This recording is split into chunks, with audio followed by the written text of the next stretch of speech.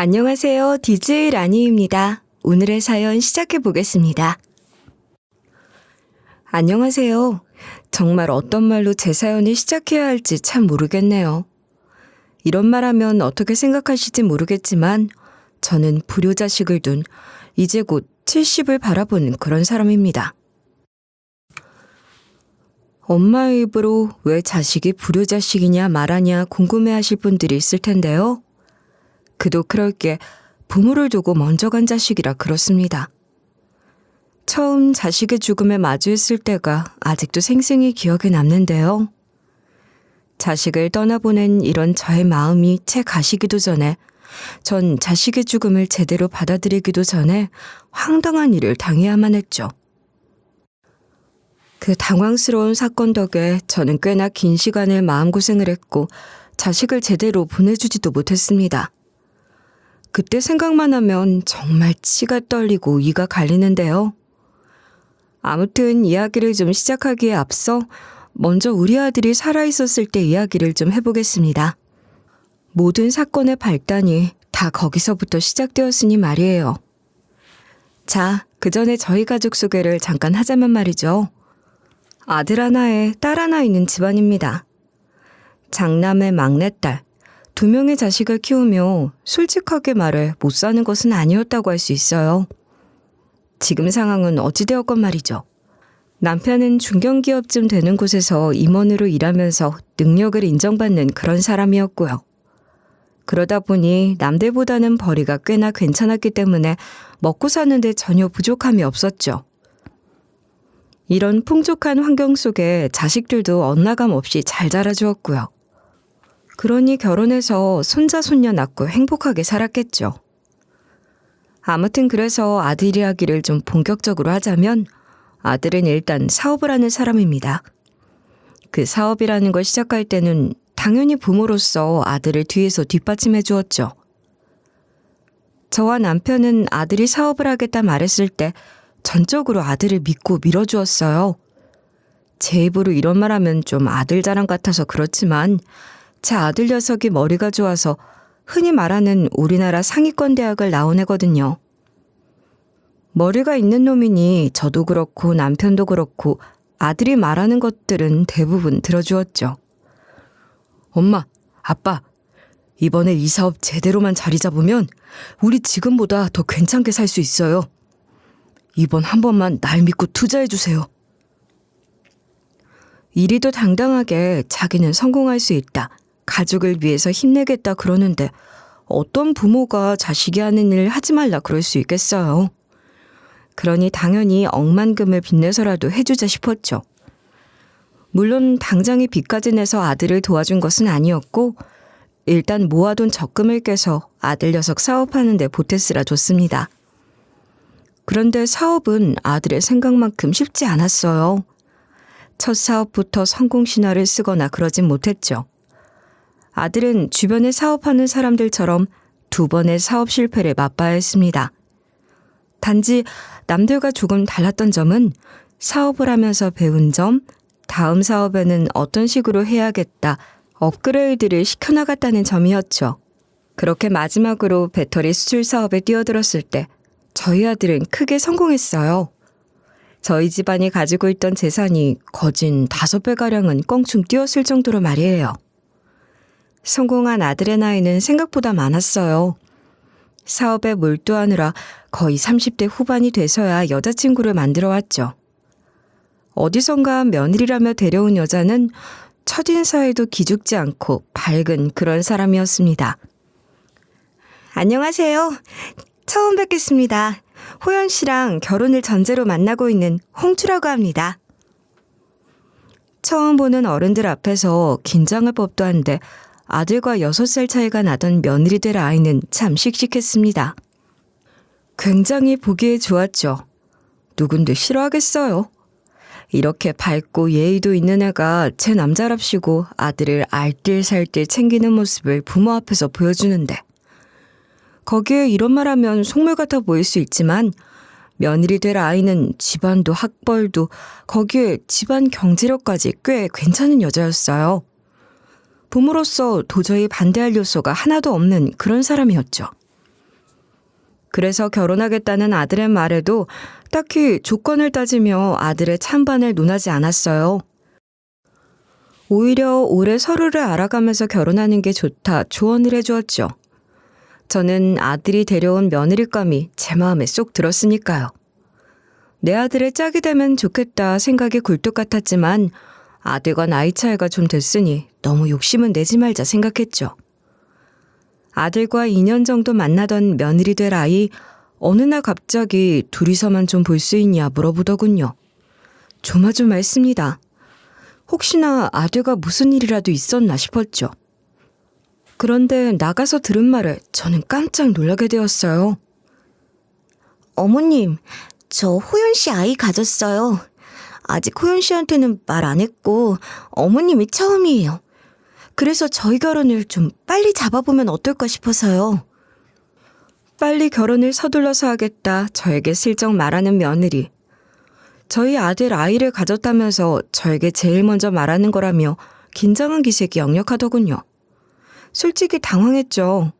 그 누구도 아닌 내 자식이 이렇게 젊은 애를 붙잡고 혼전 임신이라니 말이에요. 그래서 저도 모르게 축하한다는 말보다는 낳을 거냐는 말이 먼저 나오더라고요. 너 그럼 낳을 거니? 아직 시간은 충분하니까 잘 생각해보고 결정하렴. 이건 네가 못마땅하다 그런 게 아니야. 우리나라 분위기라는 게 그렇잖니. 결혼도 전에 애를 만들었다는 건 그리 곱지 않은 시선을 받을 거다. 그렇습니다. 제 걱정은 물론 제 아들 녀석 뒤에서 무슨 말이 나올까 싶은 것도 있었지만 며느리 될 아이를 생각해서 한 말이었어요. 한국이란 곳이 지금은 생각이 많이 열렸다지만 그래도 혼전 임신이라는 것은 주변 사람들의 입에서 어떤 이야기든 오갈 수 있는 주제거리였으니까요. 그런 제 걱정과는 달리 며느린 당당히 제가 사랑하는 호연 씨 아이인데 당연히 낳아야죠 하더군요. 전 이 일로 며느리가 한층 더 좋아졌죠. 제 이야기를 들으시는 청자님들도 결혼할 나이에 자식이 있으면 제 이런 기분 이해할 거라고 생각합니다. 제 자식이 좋아서 이런 예기치 못한 상황이 생겼지만 믿고 낳겠다는 말이잖아요. 그러니 제 자식이 짝 하나는 잘 찾았다 싶었고 하여튼 기분이 좋더라고요. 그 뒤로 며느리랑은 시간을 조율해 가족들에게 이 축복을 알렸습니다. 당연히 제 아들은 너무나 기뻐하며 당장에 날 잡자 난리였고 남편 역시 첫 손주를 볼 생각에 잔뜩 기대감에 부풀었죠. 그렇게 저희 며느리는 축복 속에서 저희 집에 시집을 왔습니다. 며느리는 우리 집에 시집 오고도 사람이 참 바르고 싹싹했어요. 자기 신호 되는 제 딸이 의류 쇼핑몰을 하고 있는데 누가 부탁하지도 않았는데 자기 친구들한테 옷이 예쁘다 소문을 내서 사업을 도와주었고요. 아들의 사업에는 자기 아빠, 그러니까 사돈의 인맥으로 도움을 주더라고요. 홀몸이 아니라 힘든 일들이 많을 텐데도 내색 한 번 없이 씩씩한 며느리, 정말 아낄 수밖에 없는 아이였죠. 그러다 한 번 아들의 사업이 힘들 뻔한 적이 있었어요. 아들의 주요 매출을 올려주는 곳이 저기 한창 전쟁한다 시끌시끌한 대국이었거든요. 한참 수출 규제니 뭐니 하면서 아들 사업에 큰 금이 가기 시작한 거예요.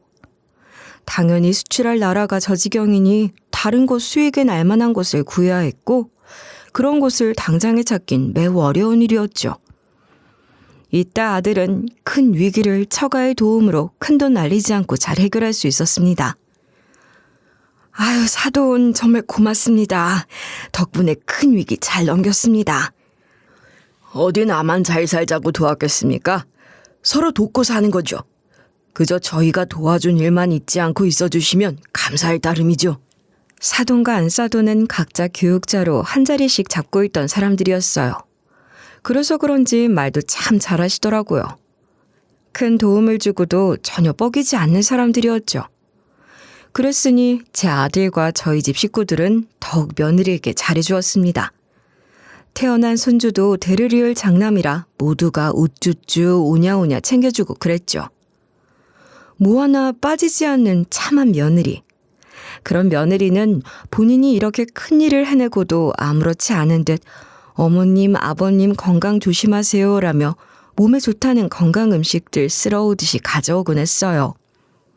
그런데 이런 며느리의 행동이 날이 가면 갈수록 조금 부담스럽다는 느낌이 들더라고요. 왜 너무 잘해주니 이렇게 받기만 해도 괜찮은 건가 싶은 그런 마음 말이죠. 그래서 하루는 며느리에게 말했습니다. 우리 말고 너희 집에도 좀 가져다 주고 그래. 사돈이랑 안 싸돈이 우리만 챙겨준다고 섭섭해할라. 아니에요. 어차피 이거 전부 저희 부모님 아시는 분들이 하는 가게에서 사온 것들인걸요? 그리고 부모님은 어차피 그분들한테서 선물 많이 받고 그러세요.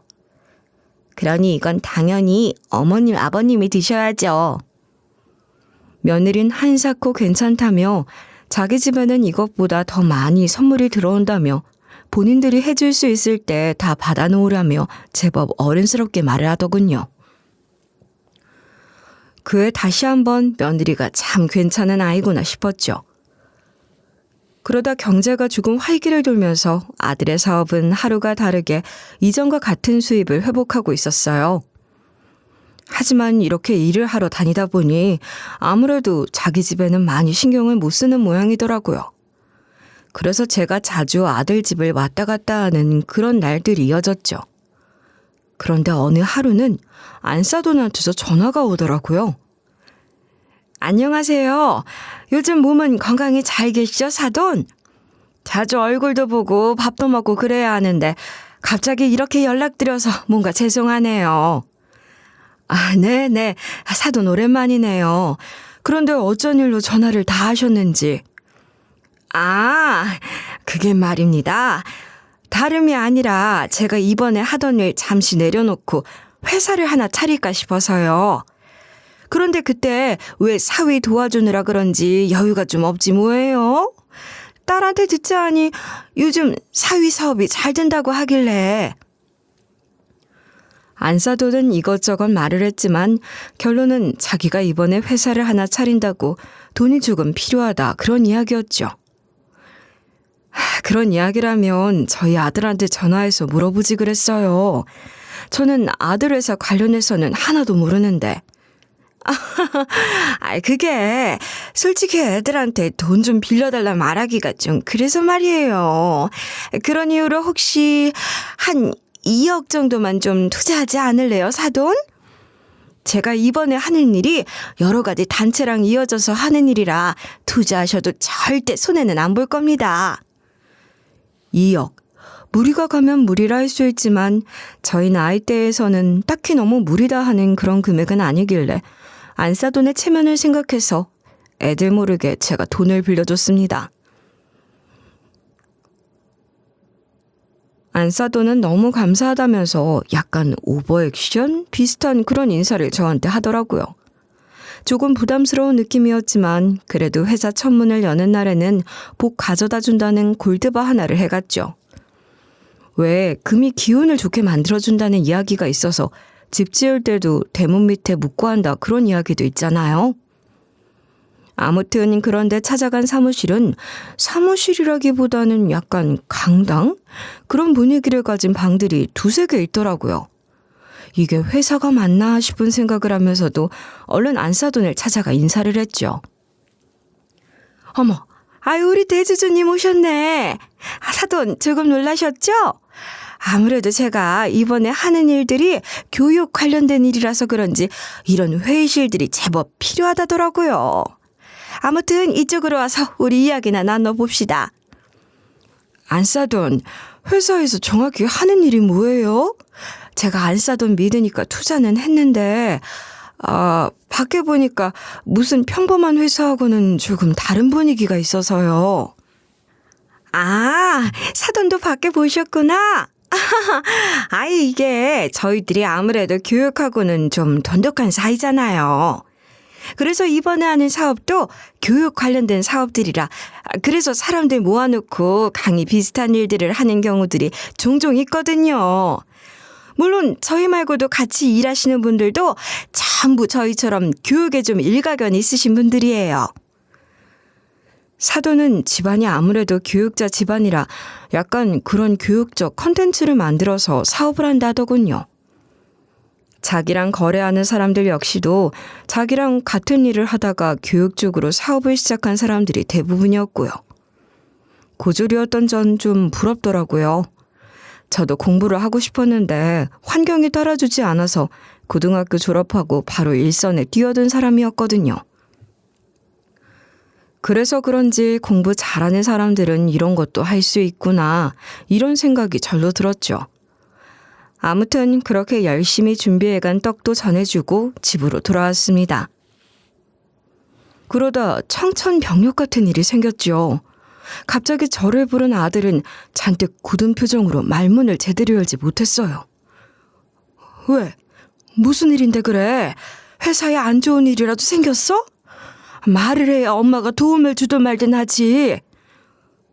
엄마, 미안해. 정말 미안. 아들은 이야기를 시작도 못하고 계속해서 미안하다는 말만 반복했어요. 그러니 저는 속이 더 답답해졌죠. 얘가 무슨 일이 있길래 이런 반응을 하는지, 왜 입을 열지 않는지 말이에요. 그러다 듣게 된 거예요. 제가 최장한 말기라네요. 어떻게 하늘에 이럴 수가 있어.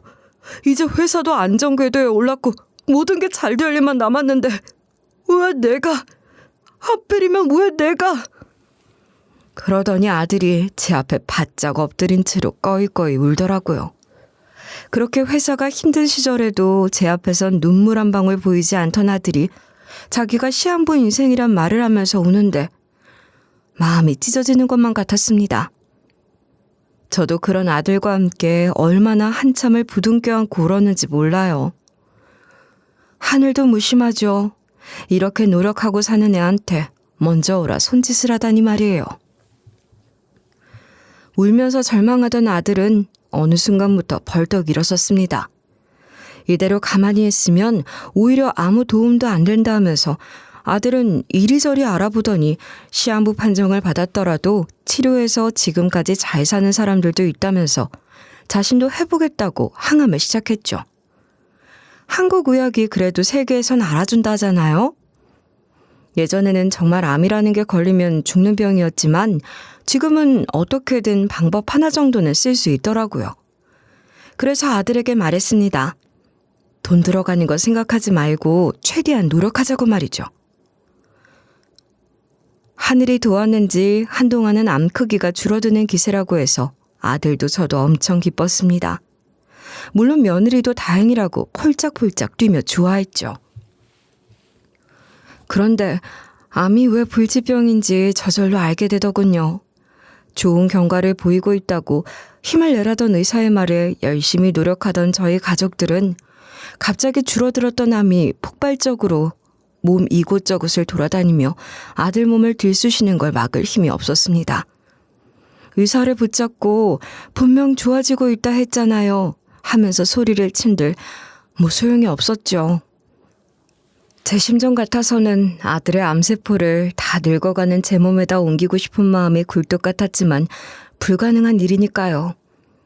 아들의 암은 이미 손을 쓸래야 갑자기 늘어난 암세포에 제대로 된 장기가 없어 수술은 불가능하다고 말하고 거기에 더군다나 암의 고통은 계속 심해져만 가는데 아파하는 아들을 보니 정말 피눈물이 흐르더군요.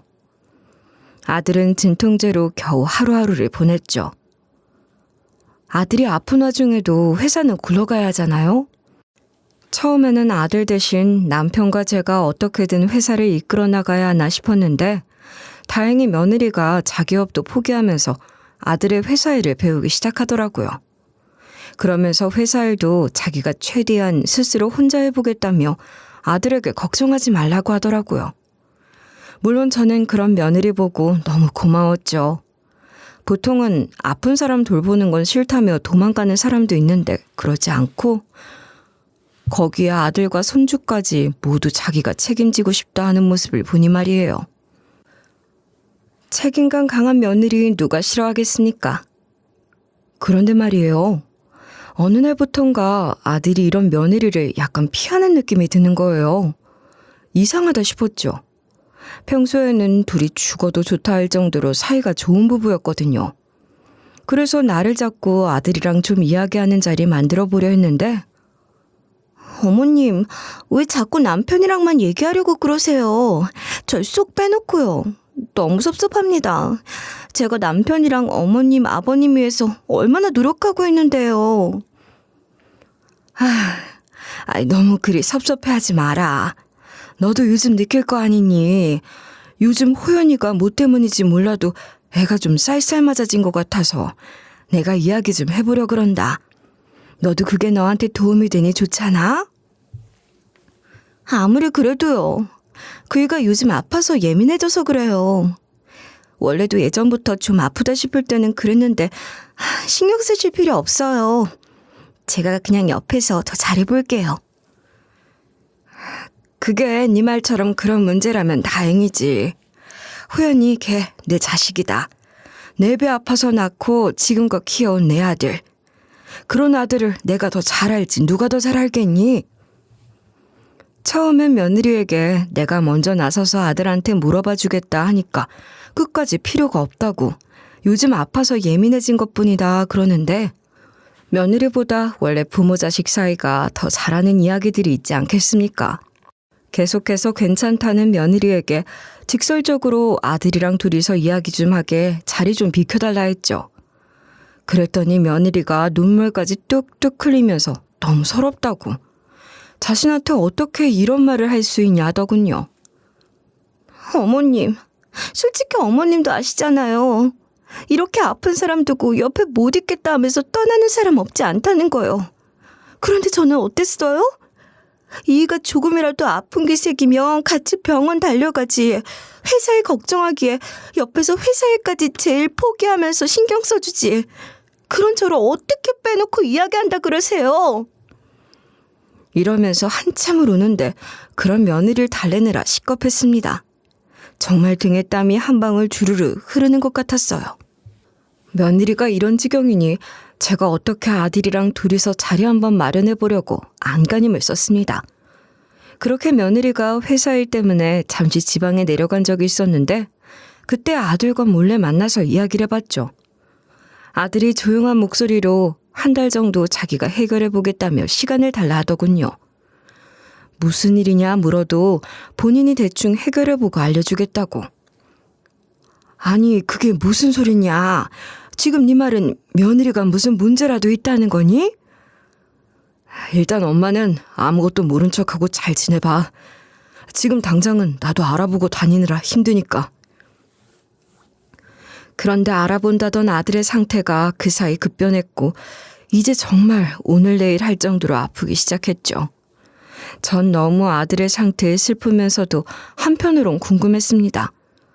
왜 아들이 이렇게 아프기 전에 며느리에 대해 그런 말을 했는지. 제 물음에 대한 답은 아들의 마지막이던 그날에 들을 수 있었습니다. 엄마, 지금 당장 병실에 와주면 안 될까? 내가 마지막으로 엄마한테 부탁할 게 있어. 마지막 부탁이니 지금 당장 오면 안 되냐고. 아마 죽을 때가 되면 안다더니 딱 그 소리 같아서 너무 겁이 나고 무서웠습니다. 아들을 아직 떠나보낼 준비가 되지도 않았는데 아들은 이미 자신의 끝을 아는 것 같은 말을 하니 말이죠. 그렇게 서둘러서 차를 몰고 아들의 병실에 갔어요. 일단은 조용히 안에 며느리가 있는지 인기척을 살폈죠. 이전부터 왜 자꾸만 저와 아들 사이에 껴서 둘이 이야기만 해도 모른 척하면서 쓱 끼어들면서 말도 못하게 했으니 말이에요. 그것도 이해가 안 가긴 합니다. 아니 아들이랑 엄마가 이야기 좀 따로 한다는데 그게 섭섭해서 눈물까지. 아무튼 다행히 며느리는 아들 곁을 잠시 비웠는지 없더군요. 그러니 일단 들어가서 먼저 문을 잠그고 작게 아들을 불렀죠. 아들, 무슨 일이길래 이렇게 조용히 불러? 몸은 괜찮고? 갑자기 그렇게 부르면 엄마 걱정하잖아. 엄마, 일단 내 말 듣고 아무 말도 하지 말고 그렇게 해준다고 약속해. 왜? 무슨 일인데 그래? 뭐가 있길래 그런 표정을 하고 그런 말을 하는데? 엄마 불안하다. 호연아, 대체 무슨 일이야? 엄마도 알다시피 나 얼마 안 남았어. 나 죽으면 자동으로 재산 분할이 이루어지겠지. 그런데 아내한테 절대 1원도 주지 마. 알겠지? 절대로 재산 분할 단 1원도 줘선 안 돼. 그러면서도 몸이 아픈지 표정이 일그러지며 침대 밑에 서 있던 두꺼운 연습장 같은 것을 하나 꺼내가서 집에서 읽어보라 하더라고요. 그런 아들을 너무 궁금해서 무슨 일인데 싶어 열어보려고 하니까 아들은 한사코 엄마 혼자 있을 때 엄마 혼자서만 몰래 읽어. 아빠고 누나고 아내건 다 보여주지 마. 라고 하는데 이게 무슨 일인가 싶었죠. 하지만 제 물음의 답은 끝끝내 들을 수 없었어요. 아들은 정말 그날이 자신의 마지막임을 직감했던 건지 그날 몇 시간 뒤에 생을 마감했습니다. 이게 정말 마지막 작별 인사도 할 틈도 없었던 것이 아들의 상태는 저를 만나고 난 이후 정말 갑작스럽게 돌변하기 시작했고요. 이게 무슨 일인가 손 써볼 시간도 없이 그대로 병원에서 눈을 감았습니다. 저희 가족들과 며느리, 사돈과 안사돈 모두가 모여 눈물바람으로 병원이 눈물에 휩쓸려 내려가지 않을까 싶을 정도로 펑펑 울었죠. 아들의 장례식, 며느리도 그렇고 사돈도 안사돈도 그렇고 이상하게 슬프다 하며 장례식에 찾아온 사돈댁 사람들을 보는데 이게 기분이 뭔가 싸한 겁니다. 그때 왠지 모르게 아들이 남겼던 두꺼웠던 연습장이 문득 떠오르더라고요. 하늘이 급하게 불렀는지 뭘 물어볼 새도 없이 가버린 아들. 그 아들이 남긴 유일한 해답을 알려줄 물건.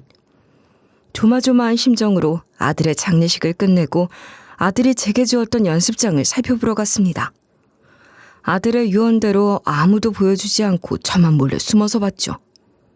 그건 아들이 남긴 일기장이었어요. 평소의 일상들이 적나라하게 적혀 있었죠. 많은 내용들이 제 눈에 들어왔지만 가장 눈에 띄었던 것은 마지막 장이었죠. 거기엔 이상한 글귀가 메모되어 있더라고요. 회사 탕비실 3번째 서랍. 비밀번호는 352264. 아무도 없을 때 혼자서만 찾아가세요. 급하게 휘갈겨 쓴 듯한 아들의 글씨. 그건 바로 무언가 찾아가 보라는 아들의 지시였죠. 그래서 저는 아들 회사를 찾아갔어요. 그리고 일단 며느리를 찾았습니다. 며느리가 아들 대신 회사를 총책임지고 있었으니 제가 방문했다는 소식을 알리지 않으면 이상하게 생각할까 봐서요. 아들의 일기장 내용 때문이라도 며느리에게 아들이 남긴 유언을 알려주긴 싫었거든요. 어머님, 어쩐 일로 회사까지 다 찾아오시고 불렀으면 어디든지 나갔을 텐데 말이에요. 집에 있으려니까 자꾸 호연이 녀석 생각이 나서 말이다. 그래, 그나저나 넌 성우는 어디 맡겨두고 회사에서 일이 밤을 새고 그래? 어제도 야근 때문에 회사에서 지냈다면서? 그건 어디서 들으셨대? 성우는 당연히 저희 부모님 댁에 있죠.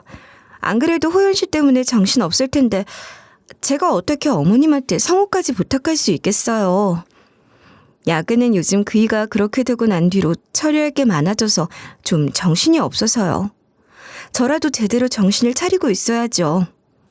회사가 무슨 불쑥불쑥 찾아올 놀이터도 아니니 말이에요. 순간 저는 며느리의 숨겨진 일면을 본 것만 같았습니다. 말로는 분명히 저를 위하는 것만 같았는데 여기저기 가시 같은 것들이 꽂혀 있었죠. 아무리 제가 사람이 좋다고 하지만 바보는 아니었기에 이런 며느리의 말을 제대로 이해하지 못했다 할 수 없었어요. 속으로는 이게 드디어 본색을 드러내는 건가 싶은 생각이 들었지만 아무것도 모르는 척 탕비실로 들어가서 커피나 한 잔 마시고 가야겠다 했습니다.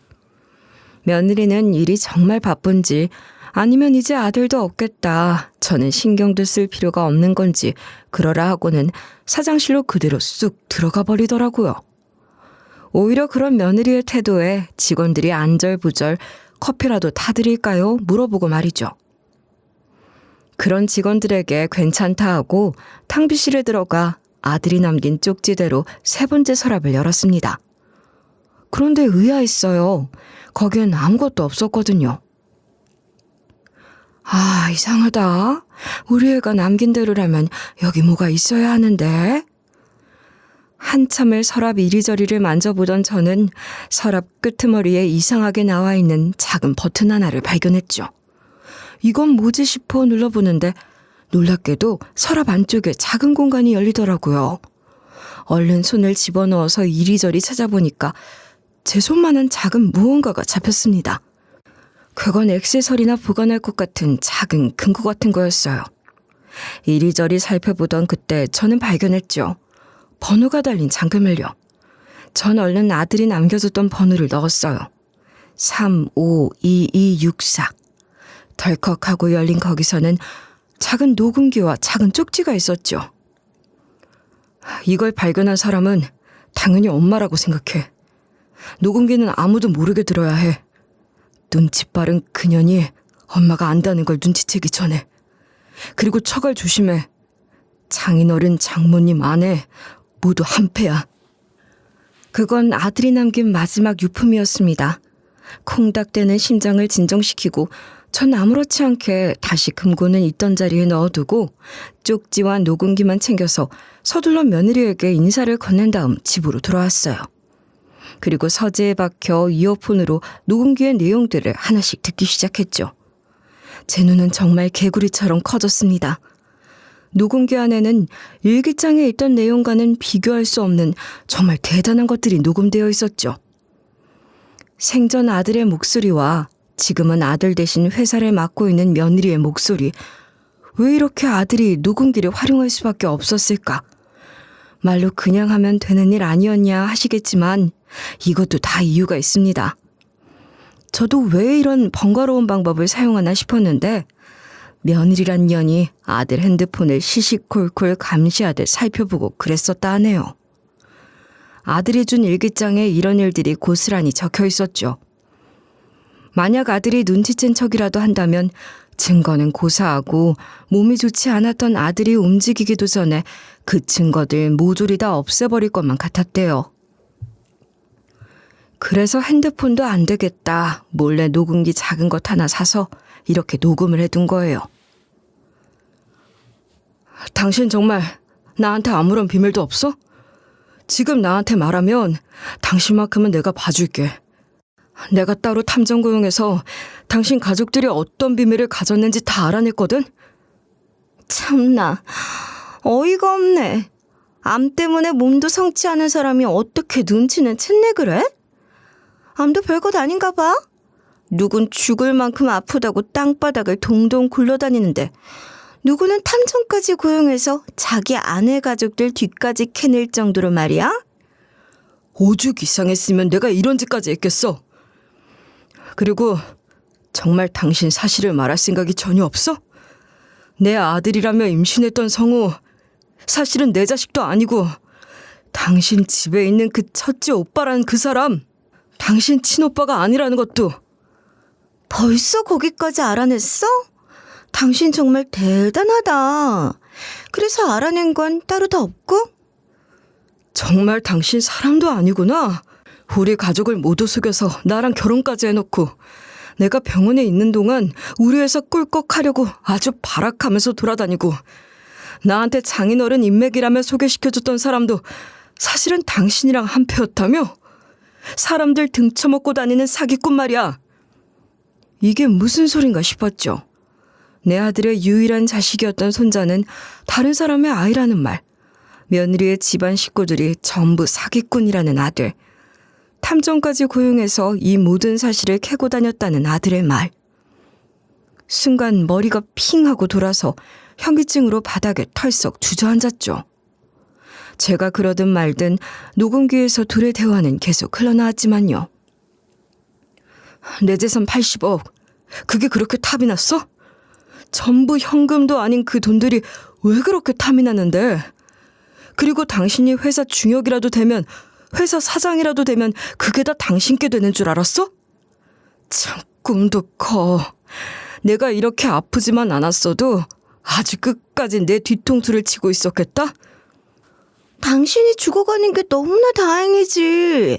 당신 늙어서 죽을 때까지 야금야금 먹을 그런 생각은 접을 수 있으니까. 그리고 당신 가족들은 당신이 죽는 그 순간 다 길바닥에 나앉게 될 거야. 왜냐하면 당신이 죽으면 당신 재산은 전부 다 내 거니까. 누구 마음대로? 내가 아프다고 해서 아무것도 대비하지 않고 갈 것 같아? 그대로는 잠시 몸싸움이 있었는지 쿵쿵거리는 소리가 들리더니 녹음기가 뚝 끊어졌습니다. 이게 무슨 일인가 싶어 복잡한 머리를 부여잡고 하나씩 정리해 나가기 시작했어요.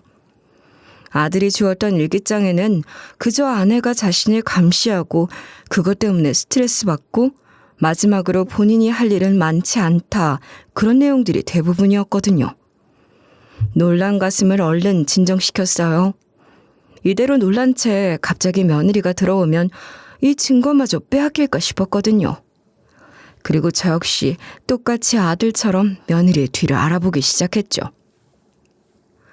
가장 먼저 한 일은 회사 직원들을 따로 만나서 이야기를 나눠보는 거였어요.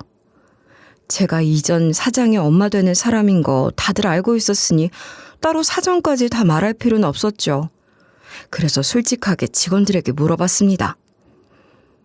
내가 궁금한 게 있어서 그런데 질문 좀 해도 될까요? 자칫하면 며느리 귀에 들어갈 수도 있었으니 굉장히 몸을 사려가며 물어보고 다녔죠. 그런데 하나같이 회사 직원들이 이상한 소리를 하더라고요. 요즘 사장님 와이프, 그러니까 지금 사장님이 이상하다는 생각은 했어요. 여사장님 어머니란 사람이 가끔 저희 회사에 찾아왔는데 그때마다 약간 젊은 애들 한두 명을 같이 데려오더라고요. 뭐 교육을 해야 한다 이러면서 말이에요. 맞아요. 그러면서 직원 중에 사장님한테 불려가서 한 일주일 정도 안 보이던 사람들이 갑자기 퇴사하겠다고 나간 적도 있었어요. 제 친한 언니도 그만둬서 무슨 일이 있었냐 물으니까 자꾸만 저한테 도망가라고. 찝찝해서 저도 그만둔다 말은 했는데. 한 직원의 이상한 말. 왜 도망가라고 했을까? 이상한 기분이 들어 그만뒀다는 그 직원의 연락처를 사정사정에 받았어요. 그리고 한사코 절대 엮이기 싫다던 그만둔 직원, 그런 직원을 계속 설득해서 제발 좀 알려달라 그랬죠. 아들의 유언이었던 아내한테 1원도 주지 마라 했던 이야기까지 꺼내면서 말이에요. 이거 절대 어디 가서 얘기하시면 안 됩니다. 아셨죠? 지금 사장님 가족이 하는 회사라는 곳 정말 무서운 곳이에요. 한 번은 일손 필요하다 해서 그 사장님 어머님이 하는 회사에 파견 나간 적이 있었는데 사람들 잔뜩 모아두고 이상한 물건들 경매하고 있더라고요. 딱 봐도 다단계 회사였어요. 다단계 회사요? 지금 내 사돈이란 집안이 다단계 사업을 한다 그 말인가요?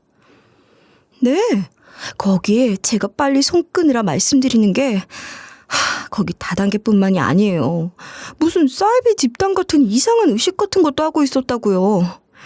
전부 다 책 하나 펴놓고 기도할 시간이라면서 막 중얼거리고 무서워 죽는 줄 알았어요. 그러니까 혹시나 엮일까 싶어 얼른 회사 그만뒀죠. 시댁 집안이 다단계의 사이비까지. 뉴스로만 보던 일을 내가 이렇게 당하게 될 줄은 꿈에도 몰랐죠. 뒤통수가 얼얼하더군요. 이걸 눈치챘던 아들이 충격에 아마도 상황이 급변했던 건 아닌가 싶은 생각까지 들었죠. 그리고 일을 맡긴 탐정이 아들이 알아봤던 내용들을 찾아서 왔는데 결국 이것들이 아들이 사업으로 돈 좀 벌었다는 소문을 듣고 접근해서 결혼을 했던 거예요. 그래서 이대로는 안 되겠다. 며느리년한테는 절대 한 푼도 줄 수 없고 그 집안이 하는 일을 아주 쑥대밭으로 만들어버려야겠다는 복수의 칼을 갈면서 남편과 가족 모두에게 지금까지 정리한 일들을 이야기했죠. 당연히 가족들은 화가 단단히 났고요. 어떻게 그 가족들을 조질지 머리를 모았습니다. 일단은 며느리가 이혼하겠다 말을 꺼내기도 전에 아들과 손주라고 데려온 애의 유전자 검사부터 하자 이야기가 나왔죠. 이게 참 힘들었습니다. 죽은 아들 유해는 이미 화장해버렸고 그걸 이용해서 더 이상 관계를 입증하기 어려웠다 생각했어요. 그런데 하늘이 무너져도 솟아날 구멍이 있다고 평소에 아들이 사용하던 물건들에 남은 작은 세포로도 유전자 검사는 가능하다 하더군요. 그래서 며느리가 다 치워버리기 전에 유품 정리를 하겠다 하며 얼른 가서 몽땅 쓸어더았죠. 며느리는 그런 저희 모습을 의심조차 안 하더군요. 아마 아들이 없어졌으니 저희들이 뭘 할 수 있겠냐 싶었겠죠. 그렇게 찾은 아들의 유품들을 가지고 바로 유전자 검사를 맡겼습니다. 결과가 나오기 전에 이제 해야 할 일은 아들의 회사를 다시 되찾는 일이었어요. 이건 회사에 대해서는 까막눈이었던 저 대신 남편이 나서서 처리를 했죠. 남편은 오랜 시간 동안 회사의 중역을 맡아 가끔씩은 아들에게 조언을 해주던 사이였기에 회사 투자자들을 회유하는 데 긴 시간이 걸리지 않았어요. 며느리 쪽에서 데려온 투자자 며칠 제외하고는 사정을 듣더니 당장에 며느리와 손절하겠다 서류까지 받아냈죠. 일사천리로 그렇게 저희 집안과 며느리의 관계를 단절하기 시작하자 며느리가 제게 따져묻기 시작했습니다. 갑자기 왜 이러시는 거예요? 회사 일도 전부 어머님, 아버님 쪽에서 하신 일이죠. 당장 원상복구해 놓으세요. 이러다 회사 망하려면 어쩌려고 그래요? 그이가 남긴 재산 한 푼도 받기 싫으세요? 그건 내가 해야 할 말이고 감히 우리 순진한 아들 꼬여내서 80억이라는 재산까지 탐을 내? 우리가 바보도 아니고 가만히 있을 줄 알았니? 그리곤 아들과 대화 내용이 들어있던 녹음기를 틀어줬습니다. 안색이 하얗게 질리면서 아무 말도 못하더군요. 그래, 그 손자란 놈은 우리의 자식이 아니라고? 그걸 아주 태연하게 숨겨왔어? 이미 모든 검사도 다 끝났다. 너희 집안 사이비 단체의 다단계 하는 것까지 다 알아냈으니 이제 길바닥에 나앉게 생긴 건 너희들이구나. 그게 아니라 남편이 자꾸 남의 집에 아니냐 의심하니까 저도 홧김에 그런 말을 내뱉은 거지 절대 아닙니다. 성우 어머님 손주라고요. 우리가 아직도 바보로 보이니? 이미 벌써 유전자 검사까지 맡겨놨다. 어디 속일 사람을 속여야 할지. 우리 아들이 목숨까지 걸면서 이렇게 남긴 증거들을 그 입으로 거짓말이라 말해? 넌 단단히 망할 준비나 해라. 넌 물론이고 너희 집안 사람들 싹 다. 죽은 사람하고 무슨 유전자 검사를 한다고. 어머님도 바보 아니에요? 어차피 그 녹음기 제가 아니라고 딱 잡아떼면 어떻게 하시려고요? 설설 기던 며느리는 유전자 검사까지 했다는 말에 아무것도 모르면서 우쭐대더군요. 그렇겠죠. 평범하게 아무것도 모르고 있던 저희가 지금 와서 유전자 검사를 했다면 화장까지 한 아들의 유전자를 구하지 못했을 테니까요. 왜? 우리 아들 유품에 아들 여성 유전자가 하나도 없었을 것 같더냐? 우리가 왜 아들 유품 챙긴다고 보기도 싫은 네가 있는 집까지 찾아가서 싹 챙겨왔겠어? 끝까지 반송이라고는 없는 모습 아주 잘 봤다. 우리 아들이 너란 인간 마지막 가는 길에 그래도 제대로 알아봐서 천만다행이지. 증거는 발에 채이고도 넘쳤으니 어떤 소송이든 다 이길 수 있었죠. 거기에 아들은 살아생전에 이미 며느리와 이혼 소송을 진행 중이었더군요. 그래서 그리 싸늘하게 굴었던 거예요. 저한테 말했던 그 한 달도 이혼 소송의 막바지에 접어들어서 그리 말했던 겁니다. 그런데 사람이 죽으면 이혼 소송은 그 즉시 종료가 되어버린다더군요. 이게 너무 답답해서 당장에 며느리란 년이 재산 상속을 받을 수 없는 법은 없나 싶어서 찾아봤더니 이 자식을 속이고 데려온 것이 대단한 사유가 되더군요. 제 무덤을 제 손으로 판 셈이 된 거죠. 소송으로 며느리란 년은 아들의 재산을 단 한 푼도 받지 못했고요. 저희 가족은 바로 회사 관련된 소송을 진행, 아들의 회사에서 최근 횡령이 일어난 정황이 발견됐거든요. 당연히 범인은 며느리였죠. 자기가 사장이라면서 아주 태연하게 횡령을 저질렀더군요. 회사 돈이 모두 제 것이라는 생각을 했겠지만 법인이었기에 사실 회사 돈은 회사의 것이거든요. 이런 규모 있는 회사 운영해 본 적이 없으니 몰랐겠죠. 그래서 며느리는 당장의 횡령죄를 빌미로 그간 가져갔던 금액 10억을 도로 뱉어내야만 했고요. 이 멍청한 년이 자기는 그런 적이 없다며 아득바득 버티는 탓에 깜빵을 가게 됐습니다. 정말 멍청해도 너무 멍청하죠. 아마 몰라도 형을 다 살고 나오더라도 빨간 줄 때문에 아무것도 못할 겁니다. 그년 인생을 아주 눈물 나도록 밟아준 것 같아 너무 통쾌했죠. 그리고 사돈댁들. 사돈댁에는 사업하는 그 건물이 이상하다 경찰에 신고를 했습니다. 거긴 바로 조사가 들어갔고요.